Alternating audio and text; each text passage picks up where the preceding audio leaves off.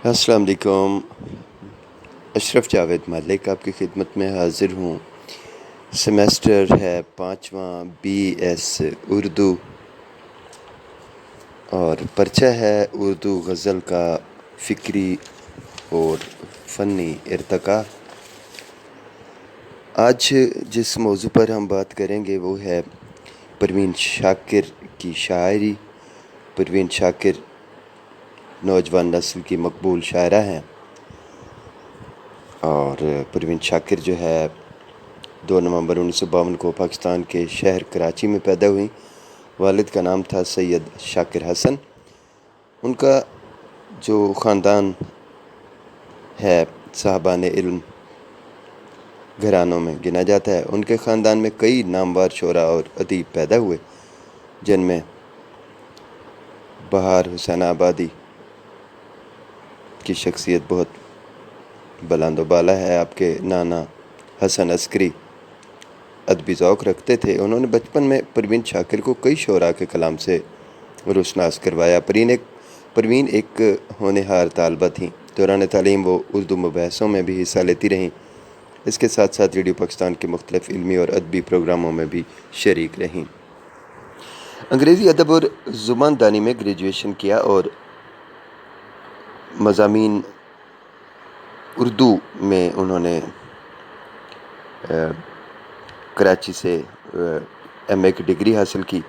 پروین شاکر استاد کی حیثیت سے درس و تدریس کے شعبہ سے وابستہ رہیں۔ بعد میں انہوں نے سرکاری ملازمت اختیار کی۔ سرکاری ملازمت شروع کرنے سے پہلے 9 سال شعبہ درس و تدریس سے منسلک رہیں۔ 1986 میں کسٹم ڈپارٹمنٹ میں CBR اسلام آباد میں سیکرٹری دوم کے طور پر خدمات سر انجام دینے لگیں۔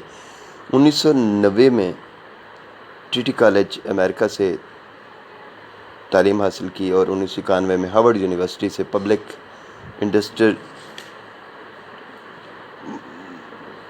ایڈمنسٹریشن میں ماسٹرز کی ڈگری حاصل کی۔ پروین کی شادی ڈاکٹر نصیر علی سے ہوئی، جس سے بعد میں انہیں طلاق ملی۔ شاعری میں آپ کو احمد ندیم قاسمی صاحب کی سرپرستی حاصل رہی۔ بیشتر کلام فنون میں شائع ہوا۔ شاعری کا موضوع محبت اور ذات سے ان کے مجموعے ہے۔ ان کے مجموعے خوشبو، صد برگ، خود کلامی، انکار اور ماہ تمام اہمیت کے حامل ہیں۔ پروین شاکر پوری طرح سے شعر اور شاعری کا مرکہ تھیں۔ جذبات و احساسات کا اظہار انہیں خوب آتا تھا۔ دور جدید کی شاعرات میں ان کا مقام بلند و بالا ہے۔ وہ اعتراف کرتی ہیں کہ اپنے ہم عصروں میں کشور ناہید، پروین شاکر، فہمیدہ ریاض ان کی پسندیدہ شاعرہ رہیں، لیکن ان کے ہاں احساس شدید تھا کہ ان کی ہم عصر دوسری شاعرات کے یہاں نظر نہیں آتا، اور وہ احساس تھا زندگی اور نسائیت۔ ان کی شاعری میں قوس و قزح کے 7 رنگ نظر آتے ہیں۔ ان کے پہلے مجموعے خوشبو میں ایک نوجوان لڑکی کے شوق و شنگ جذبات کا اظہار ہے، اور اس وقت پروین شاکر انہی منازل میں تھیں۔ زندگی کے سنگلاخ راستوں کا احساس تو ہوا، جس کا اظہار ان کی بعد کی شاعری میں بھی دکھائی دیتا ہے۔ خوشبو بتا رہی ہے کہ وہ راستے میں ہے، موجے ہوا کے ہاتھ میں اس کا سراغ ہے۔ اردو کی عام شاعرات کے برعکس پروین شاکر اپنے شعری رجحان اور رویہ کی بنیاد پر اپنی جڑوں میں بہت مضبوط ہیں۔ ان کی شاعری کا خمیر قدیم کلاسیکی روایت سے تیار ہوا ہے۔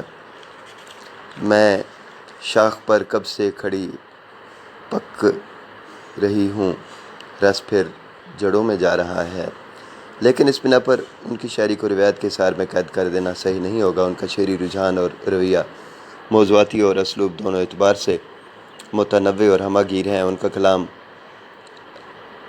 ہماری اس بات کا اعتراف ہے کہ ان کی شاعری میں فکری تازگی ہے، جدت ہے، خیال بڑا اچھوتا اور نادر، اور اس کے ساتھ ساتھ ان کی شاعری میں حسن ہے، جمالیاتی رچاؤ ہے، عصری میلانات اور رجحانات ہیں۔ ان کی شاعری کو قدیم و جدید کا سنگم کہا جا سکتا ہے۔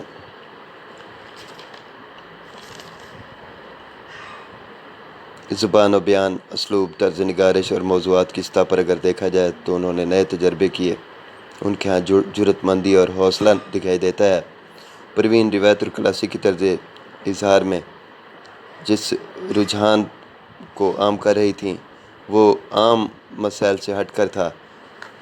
اپنی ذات کے عرفان میں خود آگہی سے واقف ہونے کے باوجود فرار یا زندگی سے مایوسی اور بیزاری، کرب، درد مندی، خود اعتمادی، اظہار، ذات کا کرب اور خود آگہی کا جو احساس ہے ان کی شاعری کا موضوع رہا، حصہ رہا۔ خود آگہی کے احساس کی لذت سے وہ واقف رہیں اور اس کے راز کو جاننے کی کوشش تا حیات ان کے ہاں قائم رہی ہے۔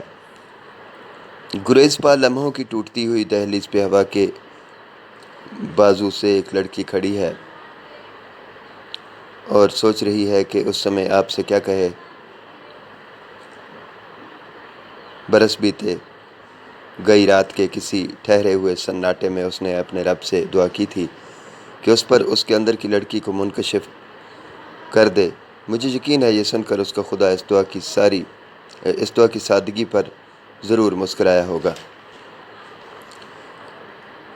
کچی عمروں کی لڑکیاں نہیں جانتی کہ شعبِ آگہی سے بڑا عذاب زمین والوں پر آج تک نہیں اترا، پر وہ اس کی بات مان گیا اور اسے چاند کی تمنا کرنے کی عمر میں ذات کے شہر ہزار درکار اسم اعظم عطا کر دیا۔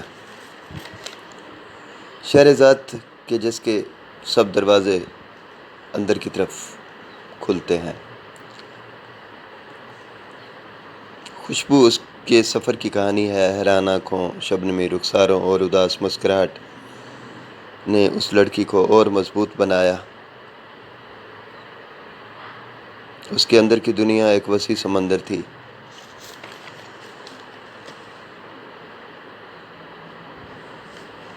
پروین شاکر شعبِ آگہی کے احساس سے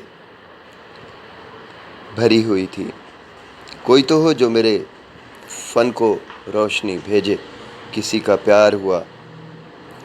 کا پیار ہوا میرے نام لائی ہو۔ کیسے کہہ دوں کہ مجھے چھوڑ دیا ہے اس نے، بات تو سچ ہے مگر بات ہے رسوائی کی۔ خوشبو ہے، چاندنی ہے، لب جو ہے اور میں کس بے پناہ رات میں تنہا کیا مجھے۔ اس رات سے انکار نہیں کیا جا سکتا کہ پروین شاکر نے اس بات سے انکار نہیں کہ پروین شاکر نے اپنی شاعری کے نگار خانے سے قاری کو بہت زیادہ متاثر کیا۔ اس میں صرف ایک لڑکی کے نازک اور لطیف جذبات کی ترجمانی ہی نہیں ملتی بلکہ ان مسائل سے بھی آگہی ہوتی ہے جن سے ہمارا معاشرہ دوچار رہتا ہے۔ محبت کے شانہ بشانہ منافقت اور نفرت کے ان رویوں کو بھی پروین شاکر نے آئینہ دکھایا ہے جو ہمارے معاشرے کو اندر سے کھوکھلا کر رہے ہیں۔ پروین کی شاعری کو رجحان اور رویے کے اعتبار سے دیکھا جائے تو انہوں نے اپنی نظموں میں کامیاب تجربے کیے، نئی علامات اور استعارات کو اپنایا، عصری مسائل کو لطیف پیرائے میں بیان کیا، جمالیاتی احساس اور وجدان کا ان کے ہاں گہرا شعور موجود ہے۔ خوشبو اگر محبت کی ترجمان ہے تو خود کلامی میں غزلوں کے مقابلے میں نظمیں بہتر طریقے سے تخلیق کی گئی ہیں جن کا کینوس وسیع ہے۔ ان کے ہاں فکر و خیال کی تازگی ہے۔ یہی حال صدبرگ کی نظموں اور غزلوں میں بھی دیکھا جا سکتا ہے۔ ان میں جو رجحان ہے وہ زیادہ تر سیاسی موضوعات پر ہیں۔ صدبرگ میں جو لہجہ اپنایا گیا ہے وہ تلخ اور تند ہے، شاید اس لیے کہ موضوع کے لحاظ سے ایسا ہوا ہو۔ انہوں نے مصلحت کوشی سے حد درجہ اجتناب برتا۔ ان کے نزدیک مصلحت کوشی منافقت کی دلیل ہے۔ جانے کب تک تیری تصویر نگاہوں میں رہی، ہو گئی رات تیرے عکس کو تکتے تکتے، میں نے پھر تیرے تصور کے کسی لمحے میں تیری تصویر پہ لب رکھ دی آہستہ آہستہ، میں نے پھر تیرے تصور کے کسی لمحے میں تیری تصویر پہ لب رکھ دی آہستہ سے۔ اور پھر کہتی ہیں کہ اس سے ایک بار تو روٹھوں میں اسی کی مانند اور میری طرح سے وہ مجھ کو منانے آئے۔ اور پھر کہتی ہیں کہ اسی کوچے میں کئی اس کے شناسہ بھی تو ہیں، وہ کسی اور سے ملنے کے بہانے آئے۔ ایک اور جگہ کہتی ہیں کہ اب نہ پوچھوں گی میں کھوئے ہوئے خوابوں کا پتہ، وہ گر آئے تو کچھ بھی نہ بتانے آئے۔ اور اس نے جلتی ہوئی پیشانی پہ جب ہاتھ رکھا، روح تک آ گئی تاثیر مسیحائی کی۔ میں اپنے ہاتھوں سے اس کی دلہن سجاؤں گی۔ دفتر، گھر اور خاندان میں تقسیم، عورت اذیت ناک کرب سے گزرتی ہے۔ پروین شاکر کے نزدیک عورت ہونا اہم مسئلہ نہیں ہے۔ ان کے نزدیک جو مسئلہ ہے وہ عورت کو مشکوک نگاہوں سے دیکھنا ہے اور اس کی شخصی آزادی پر قدغن لگانا ہے۔ عورت کو سماج میں ہر جگہ تحقیر آمیز رویوں کا سامنا کیوں ہے؟ خوشبو اور سدبرگ کے بعد خود کلامی، انکار اور کف آئینہ میں یہ رجحان زیادہ وسیع ہوا۔ پروین شاکر نے نسائیت کی شاعری کی، ذات اور سماج کا مسئلہ بیان کیا اور ذات اور سماج کے اس مسئلے کو لوگوں تک پہنچایا۔ جیسے جیسے مشاہدہ بڑھتا گیا، ان کے اس رجحان میں بھی اضافہ ہوتا گیا۔ ہر صبح میرے شانوں پر ذمہ داری کا بوجھ ہے، لیکن پہلے سے بھاری ہوتا ہے، پھر بھی میری پشت پر نااہلی کا کرب روز بروز نمایاں ہوتا جا رہا ہے۔ پروین شاکر کی شاعری میں میرا سیفو اور فرخزاد کا ذکر بار بار آتا ہے۔ نذیر صدیقی کہتے ہیں کہ میرا اور پروین شاکر دونوں کی شاعری بنیادی طور پر ایک عورت کے عشق کی شاعری ہے۔ اس میں دونوں کی کامیابی کے درجے یقیناً مختلف ہوں گے۔ تو بدلتا ہے تو بے ساختہ میری آنکھیں اپنے ہاتھوں کی لکیروں سے الجھ جاتی ہیں۔ صاحب میں تھا تو وہ بھی سدا مثال ہی تھا، کسی کے واسطے رکنا ذرا محال ہی تھا۔ ہزار آئینے ہوں روکش خورشید تو کیا، نگاہ بھر کے اسے دیکھنا کمال ہی تھا۔ سپرد کر کے اسے چاندنی کے ہاتھوں میں اپنے گھر کے اندھیروں کو لوٹ آؤں گی۔ پروین شاکر نے اپنے ہر مجموعہ کلام میں حالات کے ساتھ ساتھ لفظیات کو بھی تبدیل کیا۔ خوشبو میں رنگ، دھنک، خواب اور پھول سے جو الفاظ تراشے گئے ہیں، وہ سدبرگ میں حالات بدلنے پر زہر، رنگ، سانپ، دھوپ، اسم، مقتل، تعزیر، بھیڑیے، جنگل اور شیر میں بدل گئے، اور خود کلامی میں ان لفظیات کو انگریزی جامہ عطا ہوا، جہاں سیفٹ، بلیڈ گروپ، نیل پرنٹ، آئسوٹوپس، فریکوینسی وغیرہ وغیرہ۔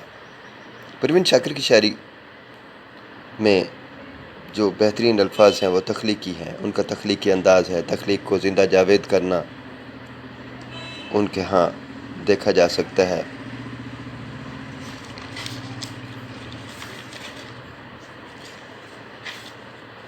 قرآنی آیات، کربلائی اصطلاحات، سائنسی ایجادات اور انگریزی لفظیات سے ان کی شاعری مزین اور مرصع ہے۔ نجمہ رحمانی کہتی ہیں کہ خود کلامی میں انہوں نے اپنا مطمع نظر کافی وسیع کیا ہے۔ موضوعات کے اعتبار سے، زبان اسلوب کے لحاظ سے اس میں کافی تبدیلیاں محسوس ہوتی ہیں۔ اب ان کے سامنے صرف اپنی ذات یا سماج کا مسئلہ نہیں، بلکہ ان کی فکر اس عورت تک پہنچ گئی جو آج کی مصروف زندگی میں جینے کے لیے گھر کے باہر قدم نکال چکی ہے۔ پروین شاکر کہتی ہیں کہ میں خود کو خوشبوؤں کی شاعرہ سمجھ کر خوش ہوتی تھی، کیونکہ میں حقیقت سے ناواقف تھی۔ میری آنکھوں کو سجائی رسائی نہیں تھی۔ دیا اور سماج کا بدترین چہرہ میری نگاہوں سے اوجھل تھا۔ وہ بچوں کو تازہ گلاب اور رقیق کو روئی کا متبادل سمجھتی رہی۔ پروین شاکر کی شاعری میں ایک تسلسل ہے، ایک مسلسل تشنگی کا احساس ہے اور فکر و جذبہ کی کشمکش ہے۔ چاہت اور نفرت دونوں کا ایک سلسلہ ہے۔ دل اسے چاہتا ہے جسے عقل نہیں چاہتی ہے، خانہ جنگی ہے جب ذہن و بدن میں اب کے۔ ڈاکٹر آفتاب احمد لکھتے ہیں کہ پروین شاکر کی شاعری کی ایک پہچان ان کی زبان کی سادگی اور پرکاری ہے۔ ان کے یہاں الفاظ و تراکیب کے انتخاب و استعمال میں ایک خاص رکھ رکھاؤ اور احساس حسن پایا جاتا ہے۔ کیسے کہہ دوں کہ مجھے چھوڑ دیا ہے اس نے، بات تو سچ ہے مگر بات ہے رسوائی کی۔ وہ کہیں بھی گیا لوٹا تو میرے پاس آیا، بس یہی بات ہے اچھی میرے ہر جائی کی۔ تیرا پہلو تیرے دل کی طرح آباد رہے، تجھ پہ گزرے نہ قیامت شب تنہائی کی۔ اب بھی برسات کی راتوں میں بدن ٹوٹتا ہے، جاگ اٹھتی ہیں جب خواہشیں انگڑائی کی۔ پروین شاکر شاعرہ ہونے کے ساتھ ساتھ ایک حساس عورت بھی تھیں جو تجربات کی کئی منازل سے گزریں، اس لیے ان کے ہاں ازدواجی الجھنوں کا کھل کر اظہار ملتا ہے۔ میں وہ لڑکی ہوں جس کی پہلی رات کوئی گھونگھٹ اٹھا کے کہہ دے میرا سب کچھ تیرا ہے دل کے سوا۔ الغرض کہ پروین شاکر نے اپنی شاعری میں موضوعات کے اعتبار سے عصری حقائق کو شعری جامہ پہنایا، چاہے وہ عورت کے مسائل ہوں، خواہ وہ جنسی یا حسیاتی مسائل ہوں، سماجی ناہمواری ہو۔ انہوں نے سیاسی، سماجی ہر طرح کے موضوعات پر طب آزمائی کی ہے، لیکن ان کی شاعری کی جو اہم خصوصیات ہیں وہ ان کا جمالیاتی اسلوب اور اظہار ہے، جذبہ عشق اور خود سپردگی کا احساس ہے۔ پروین شاکر کی شاعری کا اگر ہم جائزہ لیں تو موضوعاتی اعتبار سے ان کے یہاں جو چیز کار فرما ہے وہ خالص نظریاتی ہونا ہے اور نہ انقلابی۔ انہوں نے زندگی کے تجربات، حادثات اور واقعات جو بھی وقوع پذیر ہوئے ان کی طرف توجہ کی اور یہ گھن گرج والے اسلوب کو اپنایا۔ ان کی شعری موضوعات زیادہ تر ان کے داخلی احساس پر اور جمالیاتی احساس پر مبنی ہیں۔ خود کو خوشبو کے حوالے کر دیں، پھول کی طرز پذیرائی پر۔ یہ مباحث تھے پروین شاکر کی شاعری کے حوالے سے۔ اس کے ساتھ ہی اجازت چاہوں گا، کہیں تحت لفظ پڑھنے میں کوئی سکم یا غلطی ہوئی ہو تو معذرت چاہوں گا۔ السلام علیکم۔